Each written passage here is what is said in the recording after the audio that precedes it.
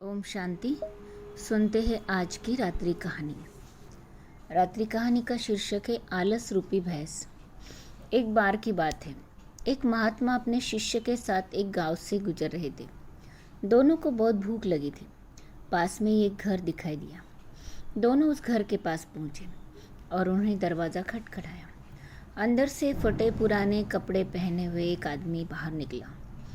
महात्मा ने उससे कहा, हमें बहुत भूख लगी है, कुछ खाने को मिल सकता है क्या?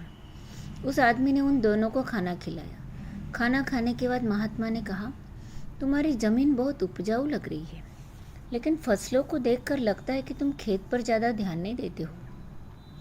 फिर तुम्हारा गुजारा कैसे होता है? आदमी ने उत्तर दिया, हमारे पास एक भैंस है जो काफ़ी दूध देती है, उससे मेरा गुजारा हो जाता है। रात होने लगी थी, इसलिए महात्मा शिष्य सहित वहीं रुक गए।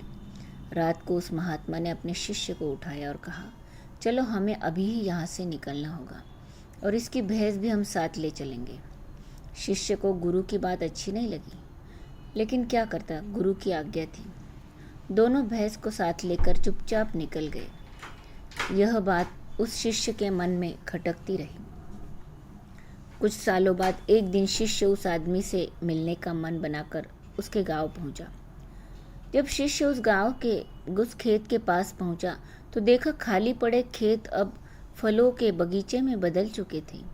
उसे यकीन नहीं आ रहा था। तभी वह आदमी सामने दिखाई दिया। शिष्य उसके पास जाकर बोला, सालों पहले मैं अपने गुरु के साथ आपसे मिला था। आदमी ने शिष्य को आदरपूर्वक बिठाया और बताने लगा, उस दिन मेरी भैंस खो गई। पहले तो समझ नहीं आया कि करूँ तो क्या करूँ।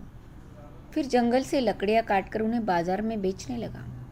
उससे कुछ पैसे मिले तो मैंने बीज खरीद कर खेतों में बो दिए। उस साल फसल भी अच्छी हो गई। उससे जो पैसे मिले उन्हें मैंने फलों के बगीचे में लगाने का इस्तेमाल किया।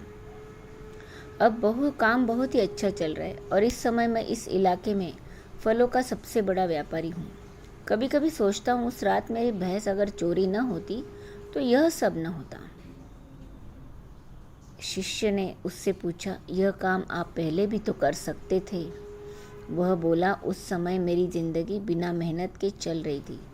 मुझे कभी लगा ही नहीं कि मैं इतना कुछ कर सकता हूँ। शिक्षा। मित्रों, अगर आपके जीवन में भी ऐसी कोई आलस रूपी भैंस है तो आपको बड़ा बनने से रोक रही है, तो उसे आज ही छोड़ दे।